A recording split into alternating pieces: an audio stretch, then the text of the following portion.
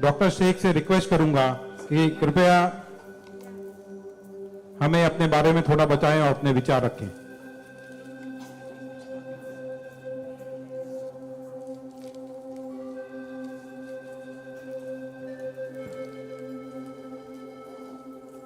सबसे पहले तो मैं अल्लाह रब्बुल इज़्ज़त की बहुत ज़्यादा शुक्रगुजार हूँ कि उसने मुझे इतनी इज़्ज़त दी और इस मकाम तक पहुँचाया कि मैं अपनी लाइफ के जो फैक्ट्स हैं, जो जर्नी में आपके साथ शेयर कर सकूँ। मैं बहुत ज़्यादा शुक्रगुजार हूँ भारत विकास परिषद की प्रेसिडेंट सुनील शाह की, और उससे ज़्यादा शुक्रगुजार हूँ यहाँ पे हमारे प्यारे डॉक्टर अनिल मुरारका सर की, जिनके सपोर्ट की वजह से हम बहुत सारी जगह पे जाते हैं और लोगों को मोटिवेट करते हैं। और जितना डॉक्टर अनिल मुरारका सर एक डिसेबिलिटी को लेकर जितना कंसर्न्ड है, उतना मैंने किसी को नहीं देखा। तो I really thankful for him for that.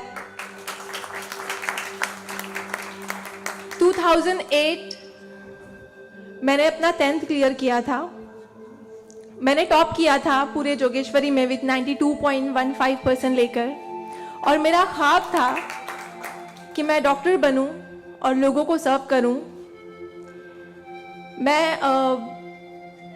Middle class से ताल्लुक़ रखती हूँ। मेरे जो अब्बू हैं वो वेजिटेबल वेंडर हैं, तो हमारे घर पे बहुत फाइनेंशियली प्रॉब्लम थी। तो मेरा बस एक ख्वाब था कि मैं डॉक्टर बनूं, लोगों की हेल्प करूं, और उसके लिए मैंने साइंस में एडमिशन लिया।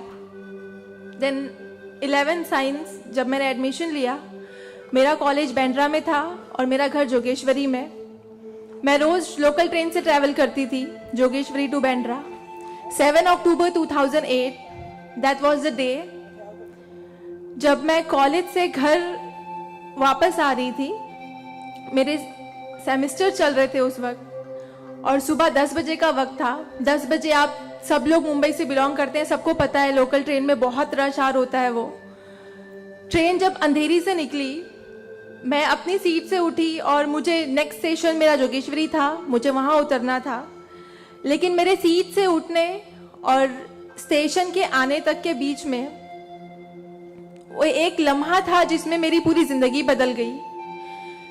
मैं जब सीट से उठी, उसके नेक्स्ट मोमेंट मैंने अपने आप को ट्रेन की पटरियों के नीचे पाया, और जब मेरी आंखें खुली तो वही ट्रेन जिसमें मैं ट्रैवल कर रही थी वो मेरी आंखों के ऊपर से बहुत तेजी से गुजर रही थी। एक लम्हे को लगा कि मैं कोई ख्वाब देख रही हूँ, लेकिन जब ट्रेन पूरी तरह से मेरे पैरों से गुजर गई, मैं वहाँ हेल्पलेस थी। और जब बहुत दूर जाके किसी ने चेन रोकी, वो ट्रेन रुकी, और उस ट्रेन को रुकता हुआ देखकर मुझे एहसास हुआ कि मैं कोई ख्वाब नहीं देख रही हूँ, मैं सच में ट्रेन से गिर चुकी हूँ, और मैंने अपनी दोनों टांगे उस ट्रेन के पहियों के नीचे आ गई है जिसमें मैं ट्रैवल कर रही हूँ। वो पूरी 12 डब्बे की ट्रेन मेरे पहियों से गुजर गई, किसी ने चेन रोकने की हिम्मत नहीं की।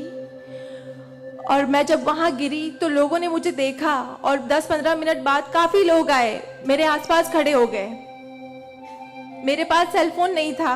मैंने अपनी बैग से उस वक्त डायरी निकाली, मैंने लोगों को फरियाद की, बहुत रिक्वेस्ट की, बहुत रोया वहाँ पर कि मेरे घर पे एक फ़ोन कॉल करके बता दो कि मैं यहाँ पे हेल्पलेस पड़ी हूँ विथ हैवी ब्लीडिंग, मेरे बचने की कोई चांस नहीं है। एटलीस्ट मेरे घर वालों को पता होना चाहिए कि मैं यहाँ पे इस हालत में हूँ, मुझे लावारिस लाश बन के नहीं मरना है।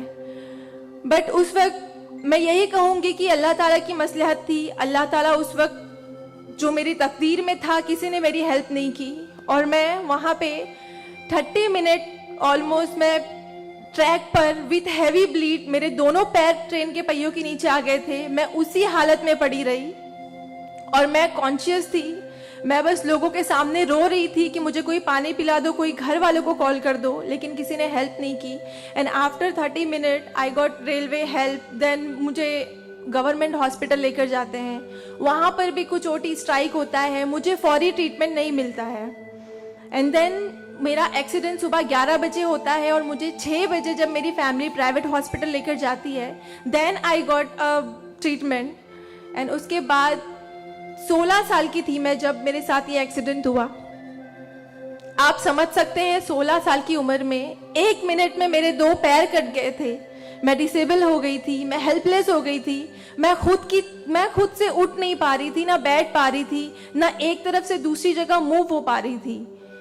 मैं मेंटली डिसेबल हो गई थी, फिजिकली डिसेबल हो गई थी और फाइनेंशियली कंडीशन भी काफ़ी वीक थी। वो सारी चीज़ें मेरे दिमाग में चल रही थी और जब लोग मुझे देखने आते थे तो कुछ लोग हमदर्दी में नेगेटिव कमेंट्स भी करते थे कि 16 साल की बच्ची है, 2 पैर खो दिए हैं, सारी जिंदगी माँ बाप के ऊपर बोझ रहेगी, ये जिंदा क्यों है, इससे अच्छा ये मर जाती। ये सारी बातें लोग आके जब मेरे सामने करते तो मेरे जहन में वो सारी बातें चलती कि सीरियसली मुझे अल्लाह ने जिंदा क्यों रखा, जब मुझसे दोनों पैर ही लेने थे 16 साल की उम्र में, मैं खुद से मूव नहीं कर सकती हूँ। मेरी मम्मी को इतना सब कुछ झेलना पड़ रहा है। जिस उम्र में मुझे अम्मी की हेल्प करनी चाहिए उस उम्र में वापस से मम्मी मुझे गोद में उठाकर लेकर जा रही है, वापस से मेरी खिदमतें कर रही हैं। तो मेरी जिंदगी का मकसद क्या है, मुझे दोबारा जिंदगी क्यों दी अल्लाह ने। मैं बहुत शिकायतें करती थी अल्लाह से, मैं बहुत रोती थी, लेकिन उस मुश्किल वक्त में मेरे कॉलेज, मेरे स्कूल टीचर्स और बहुत से ऐसे नेक बंदे भी थे जिन्होंने मुझे हौसला दिया। उनमें सबसे पहले मेरी फैमिली आती है, मेरी बड़ी सिस्टर की फैमिली आती है। मेरी मम्मी ने मुझे एक जुमला कहा जो जिंदगी भर और मैं हर फंक्शन में बोलती हूँ, वो कि बेटा तुम रो मत, तुम्हारे साथ आज जो ये हादसा हुआ है, अल्लाह ने तुमसे सिर्फ 2 पैर लिए हैं, तुम्हारे पास तुम्हारा दिमाग है, तुम इतनी फास्ट ट्रेन से गिरी हो, तुम्हारे सर पे चोट लग सकती थी, तुम्हारी जान जा सकती थी, लेकिन अल्लाह ने सिर्फ तुमसे 2 मामूली पैर लिए हैं। क्या पता फ्यूचर में तुम्हारे लिए बहुत कुछ रखा हो। तब मुझे बातें उनकी समझ नहीं आती थी, लेकिन अल्हम्दुलिल्लाह अल्लाह का लाख लाख शुक्र है कि आज इस मौके पर जब लोग मुझे एज अ इंस्पिरेशन समझते हैं, एक आइडियल करते हैं, तो मुझे समझ में आता है कि मेरी अम्मी सच बोलती थी कि हौसला रखो, सिर्फ 2 टांगे गई है। आज मैं जब अपने प्रोस्थेटिक लेग से चलती हूँ तो लोगों को पता नहीं चलता कि मेरे पास 2 पैर नहीं है, मेरा एक पैर थाइस के पास से नहीं है, दूसरा नी के पास से नहीं है, बट लोगों को ये अंदाजा नहीं होता है। तो बस मेरी अम्मी ने जो एक बात कहा था कि अल्लाह पे यकीन रखो बच्चा, तुम्हारे साथ जो हो रहा है और जो होगा वो सब अल्लाह ने प्लान किया हुआ है, तुम बस हिम्मत मत हारो कभी भी, और बस डटे रहो अपने जुनून के पीछे कि तुम्हें डॉक्टर बनना है। तुम्हारी 2 टांगे नहीं तो क्या हुआ, तुम्हारे पास दिमाग है, तुम ज़हीन हो, तुम आगे बढ़ो। और क्या पता तुम आगे लोगों को आइडियलाइज कर, लोग तुम्हें आइडियलाइज करें इस चीज को लेके। मेरे doctor Sanjay Kantharia, orthopaedic surgeon, उन्होंने सबसे ज्यादा सपोर्ट किया इस बात को लेकर कि तू डॉक्टर बन। मैंने अपनी जीने की उम्मीद छोड़ दी थी, डॉक्टर बनने की उम्मीद छोड़ दी थी, लेकिन जब उन्होंने मुझे बताया कि तुम डॉक्टर बन सकती हो, तुम बनो, देन मैंने प्रिपरेशन स्टार्ट की। सीईटी कॉमन एंट्रेंस टेस्ट होता है to getting admission in medical college, मैंने वो क्रैक किया। I got 3rd rank all over Maharashtra in PH quota. And after that मुझे बहुत खुशी हुई कि मैंने 3rd रैंक क्लियर किया है। Now I got admission, I will get admission in MBBS। But वहाँ पर भी एक प्रॉब्लम थी मेरे लिए कि मुझे डिसेबल परसेंटेज 89% डिसेबल हूँ मैं, और मेडिकल में एडमिशन के लिए 40 to 70 there is a criteria to get admission for MBBS। मैं मोर देन 70% डिसेबल हूँ, ये कहकर मुझे उन्होंने डिनाई किया कि आप एलिजिबल नहीं हो, आप MBBS में एडमिशन नहीं ले सकते हो, आप डॉक्टर नहीं बन सकते हो। तो उस बात को लेकर मैं बहुत डिप्रेस हो गई। देन मैंने वापस अपने डॉक्टर से हेल्प मांगी, उन्होंने मुझे एक मशवरा दिया कि आप हाई कोर्ट जाओ, बॉम्बे हाई कोर्ट। और जिस बात के लिए एक नॉर्मल स्टूडेंट को सिर्फ पढ़ाई करनी होती है, अच्छा रैंक लाना होता है, मुझे उस चीज के लिए मैंने वो किया, लेकिन उसके बाद भी मुझे बॉम्बे हाई कोर्ट जाना पड़ा। एंड मैं गई, मैंने अब हार नहीं मानी और मैं गई, बिकॉज वो मेरा हक था, मुझे डॉक्टर बनना था। और जब मैंने वापस अपनी नॉर्मल जिंदगी स्टार्ट की अपने प्रोस्थेटिक लेग से, मैंने आना जाना शुरू किया, अकेले ट्रेन ट्रैवल करना शुरू किया, देन मैंने रियलाइज किया कि मेरे अंदर कोई कमी नहीं है, मैं एक नॉर्मल लड़की हूँ, मेरे पास पैर नहीं तो क्या हुआ, मैं लोगों को सर्व कर सकती हूँ, मेरे अंदर पैशन है डॉक्टर बनने का। तो मैंने वो बस अल्लाह पे यकीन रखा और मैंने ये सोचा कि अगर अल्लाह ने मेरी किस्मत में रखा है डॉक्टर बनना तो मैं जरूर कोर्ट में फाइट करूंगी। एंड देन मैं बॉम्बे हाई कोर्ट गई इन 2011 और वहां पे मेरा केस मोहित शाह, चीफ जस्टिस मोहित शाह ने देखा, उन्होंने मुझे ऑब्जर्व किया, मेरे प्रीवियस स्टडी रिकॉर्ड्स देखे, वो सारी चीजें देख के, और उन्होंने जब मेरा पैशन देखा डॉक्टर बनने का, सर्व करने का, देन उन्होंने मेरे फेवर में फैसला दिया। एंड 2011 अल्लाह का लाख लाख शुक्र है कि मुझे इंडिया के टॉप मोस्ट कॉलेज में एडमिशन मिला, which is Seth GS medical college and KM hospital. Then 2011 में मैंने अपना एमबीबीएस में एडमिशन लिया। वो जर्नी बहुत आसान नहीं थी मेरे लिए, क्योंकि मेरे पास 2 पैर नहीं हैं, और जब मेरी काउंसलिंग चल रही थी एडमिशन को लेकर, तो काफ़ी जो डॉक्टर्स का पैनल था उन्होंने मुझे बहुत कुछ हकीकत बताई थी कि आपके लिए डॉक्टर फील्ड आसान नहीं है, इसमें पढ़ाई करना 5.5 साल, आपको एक ओपीडी से दूसरी ओपीडी जाना होगा, और तब मैं 2 क्रचेस यूज करती थी मेरे लिए। तो आपके लिए बिल्कुल भी आसान नहीं है, आप हार जाओगे, 1 साल पढ़ोगे, दूसरे साल आप डिनाई कर दोगे, एडमिशन नहीं लोगे, आप गिव अप कर लोगे। लेकिन बस मैंने दिल में ठान लिया था कि मुझे इन्हें गलत साबित करना है, और मुझे लोगों को प्रूव करके दिखाना है कि एक लड़की जो 89% डिसेबल है, जिसे लोग ये कहकर सुनाते थे कि सारी जिंदगी माँ बाप के ऊपर बोझ पर बनी रहेगी, उन्हें प्रूव करना है कि मैं डॉक्टर बन के लोगों को सर्व कर सकती हूँ। और जो मेरे दूसरे डिसेबल भाई बहन हैं, उन्हें भी शो करना है कि after disability, after accident, post accident जो लाइफ होती है वो आप नॉर्मल गुजार सकते हो अपने हौसले की बनिस्बत। तो मैं बस 5.5 साल मैंने बहुत कोशिश की, बहुत दर्द सहे, लेकिन मैंने अल्हम्दुलिल्लाह 2016 में फर्स्ट क्लास से मैंने अपना एमबीबीएस क्लियर किया।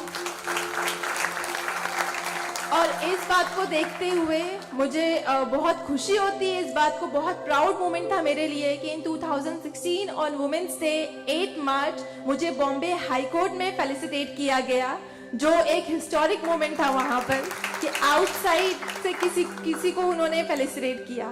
देन उसके बाद मुझे काफ़ी कॉल्स आए एज अ मोटिवेशनल स्पीकर, मुझे काफ़ी अवार्ड्स मिले, और तब मैंने सोचा कि मेरी जर्नी सिर्फ एमबीबीएस तक नहीं, मुझे लोगों को और प्रूव करना है कि 89% डिसेबल हो के अगर मैं एमबीबीएस कर सकती हूँ तो मुझे मेडिकल फील्ड की हायर डिग्री अचीव करनी है, which is MD, medicine in doctor in medicine. Then मैंने उसके लिए भी कॉमन एंट्रेंस टेस्ट दिया, and again I got third rank in all over Maharashtra. और यहाँ पर भी देन अगेन उन्होंने प्रॉब्लम क्रिएट की मेरे लिए। After completing my MBBS with flying colours, उन्होंने वापस मेरा मेडिकल एडमिशन डिनाई किया कि आप नहीं कर सकते हो because you are 89% disable. Then मुझे एक बहुत हम्बल इंसान मिले, member of parliament Kirit Somaiya sir, उन्होंने फौरन से मेरी एप्लीकेशन सेंट्रल हेल्थ मिनिस्टर के पास लेकर गए, और वहां से विद इन 2 डेज ये जो क्राइटेरिया है 40 to 70% डिसेबिलिटी का मेडिकल में एडमिशन के लिए, this is a 20 years old clause, और विद इन 2 डेज ये क्लॉज चेंज करवाया उन्होंने बिकॉज ऑफ माई एप्लीकेशन। वो क्लॉज चेंज होके बस ये है कि मिनिमम 40% क्राइटेरिया है, और मोर देन 70% जो भी डिसेबल हैगा they will get admission in medical field. तो मेरी जो जर्नी थी यहाँ तक की, और उसके बाद मैंने रिसेंटली 2019 में मैंने एमडी में एडमिशन लिया, और with same college Seth GS medical college and KM hospital, और मैं अभी रिसेंटली फर्स्ट ईयर रेसिडेंट हूँ एमडी पैथोलॉजी में। मेरी जो यहाँ तक की जर्नी है, मैंने बहुत अच्छे से तो नहीं बताया आपको, लेकिन बहुत सारी बातें मिस है इसमें बिकॉज मेरे पास टाइम नहीं है, आप लोगों को भी लेट हो रहा है। लेकिन ये सारी जो मेरी जर्नी है, ये सब बताने का मकसद यही है आप लोगों को कि जिंदगी में देखो चाहे कुछ भी प्रॉब्लम आए, बिकॉज मेरी लाइफ में मुझे लगता है कि सारी प्रॉब्लम्स थी, फाइनेंशियल प्रॉब्लम्स थी, फिजिकल प्रॉब्लम थी, मेंटल प्रॉब्लम थी, सारे ऑड्स थे मेरी लाइफ में, लेकिन मैंने बस 2 चीजें ध्यान में रखी। एक तो मेरी अम्मी की बात कि अल्लाह पर यकीन रखो, अल्लाह अपने बंदों से 70 माओं से ज्यादा प्यार करता है। एक माँ हमारी छोटे से दर्द को बर्दाश्त नहीं कर सकती, वो तो 70 माओं से ज्यादा प्यार करता है, तो हमें दर्द में कैसे रख सकता है वो? तो उसने जरूर कुछ अच्छा रखा है हमारे लिए। अगर छोटी सी प्रॉब्लम आई जिंदगी में तो उससे हार नहीं मानो, उससे लड़ना सीखो, हमेशा अपना हौसला जिंदा रखो, बिकॉज आपके पास अगर हौसला है तो आपकी लिए जिंदगी जीने की उमंग रहेगी, बिकॉज बगैर हौसले के कोई जिंदगी नहीं जी सकता। तो आप लोग प्लीज, अगर छोटी से छोटी प्रॉब्लम भी आए, कोई भी परेशानी आए, आप लोग लड़ना सीखिए और जिंदगी जीना सीखिए। बिकॉज मेरे एक्सीडेंट के बाद मुझे लगा मैं इतनी सारी कोशिशें नहीं करती तो मैं आज यहाँ पर खड़ी होके एज अ डॉक्टर आप लोगों से इंटरेक्ट नहीं हो रही होती। तो बस कभी भी हार मत मानिए। और ये एक शेर है आप सबके लिए, हौसले की तुर्कश में कोशिश का वो तीर जिंदा रख। तरकश मतलब जिसमें तीर रखते हैं। हौसले की तरकश में कोशिश का वो तीर जिंदा रख। हार चाहे जिंदगी में सब कुछ, हार जा चाहे जिंदगी में सब कुछ, मगर फिर भी जीतने की उम्मीद जिंदा रख। Thank you so much, thank you all of you मुझे इतने अच्छे से सुनने के लिए। और मैं बहुत ज़्यादा थैंकफुल हूँ डॉक्टर अनिल सर की और भारत विकास परिषद की कि उन्होंने मुझे इतना सुनहरा मौका दिया आप लोगों से इंटरैक्ट का। Thank you. धन्यवाद।